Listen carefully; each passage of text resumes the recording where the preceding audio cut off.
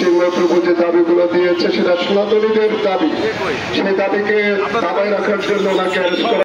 আমাদের বাঁচার জন্য আমাদের এই পিতৃভূমি, আমাদের এটা আমাদের ভূমি, আমরা হচ্ছি সনাতনী যারা রয়েছি, আমরা হচ্ছি এই দেশের ভূমিপুত্র। আমার বাবার শ্মশান রয়েছে, আমার মায়ের শ্মশান রয়েছে, আমার ঠাকুরদার শ্মশান এখানে রয়েছে। এই মা বাবা ঠাকুরদার শ্মশান আমরা ত্যাগ করে কখনোই দেশান্তর হব না। আজকে আমরা বাঁচতে শিখেছি, আজকে আমরা সারা বাংলাদেশের 3 কোটি হিন্দু যদি রাস্তায় নেমে আসে আমাদের অধিকার আমাদের বাস্তবায়ন হবে বলে আমি বিশ্বাস করি। আজকে আমাদের এই কর্মসূচিতে যারা অংশগ্রহণ করেছেন, ইতিমধ্যে আরো বিভিন্ন থানা থেকে তারা রওনা হয়েছে।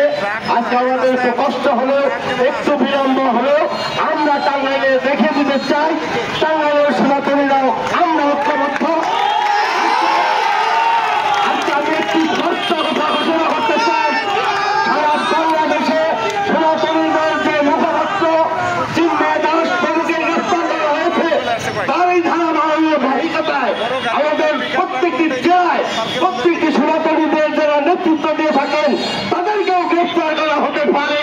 তাদের নামে মামলা হামলা হলে আমরাও সারা বাংলাদেশে তথা টাঙ্গাইল জেলার কোন সনাতনী আমরাও ঘরে বসে থাকবো না।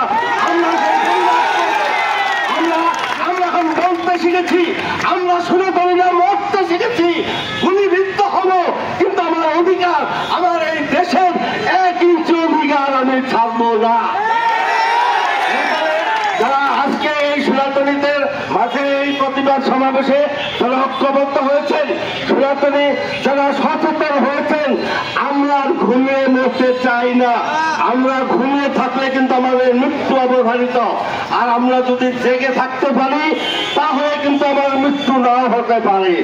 যারা নিজের ঠিক বাঁচানোর জন্য, যারা এখনো যে সমস্ত সনাতনীরা